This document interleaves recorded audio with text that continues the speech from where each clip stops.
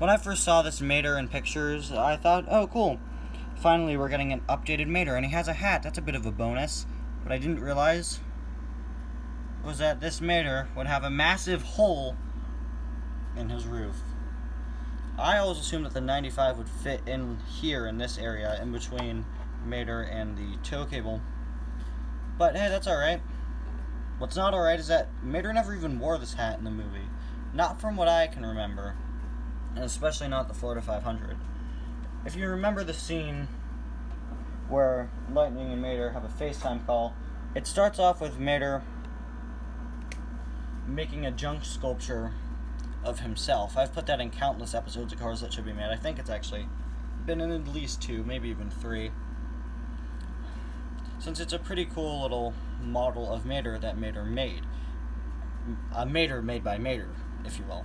And Mater then put this hat on the Mater made by Mater, but Mater himself never wore this hat. Correct me if I'm wrong in the comments, but we still get this Mater as a die-cast. So, welcome back to yet another review. Today we're going to be taking a look at Mater with 95 hat. So let's get started. I'm very disappointed that they didn't change Mater's artwork for this release. Same thing went on with Sterling with headset this year as well, so whatever. Just giving a picture of normal Sterling instead of Sterling with a headset. The weirder thing is that, of course, this Mater's from Cars 3. This picture of Mater is actually a promotional image from Cars 2, so whatever. You have all your warnings, which take up entirely too much of the packaging, up to the point where Mater's whole mouth and everything have been pushed down into the bubble. Florida 500 was the series he is released in. It's the opening race of the Piston Cup season. Who will take home the championship? You got Keel, Bob, Steve, and Fabulous McQueen. You got all of these guys. So, let's get him out of the packaging.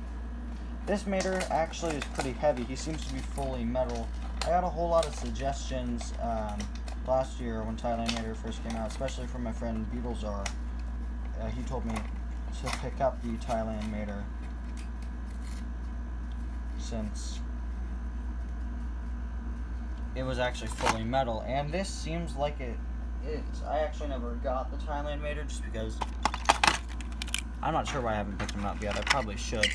Oh yeah, that is awesome. This guy is a full metal Mater. This is a heavy metal Mater. He's got the face of the Precision Series Mater. He's got the accurate tow hook. This is one awesome Mater. He's also got a huge hole in his head to plug the hat into. It actually made a clicking noise to secure it. That is one awesome Mater. He's got his grin there, much like a Precision Series one. It's less of like a yelling grin and more of just like a kind, friendly grin. Kind of reminds me of a more Cars 2 Mater face. He's got some darker coloring around the engine area, including what almost looks like a burn there. He's got the 95 hat itself, very movie accurate there. Tow Mater, towing and salvage radiator springs logos on the side. This updated model of Mater doesn't have the back window colored in or even molded in. Oh, and he doesn't have his rear view mirrors colored in either. But he does have a very nice, accurate tow hook with a much more sturdy and stable cable here. Stable cable. A Mater made by Mater with a stable cable. Sorry. His light back here is a bit miscolored, but hey, what are you gonna do, huh? Thailand's yellow colors aren't really all that good yet. He's got his A113 license plate, as per usual, but okay, that does not look very good. Turn him around, turn him around! Man, he does not look too good. The license plate doesn't look all that good. Alright, whatever. And there's the base.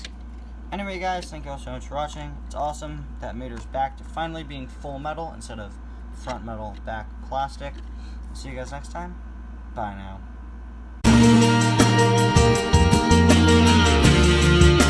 It's a Mater made by Mater that Mater made. A Mater made by Mater the Mater Meter made.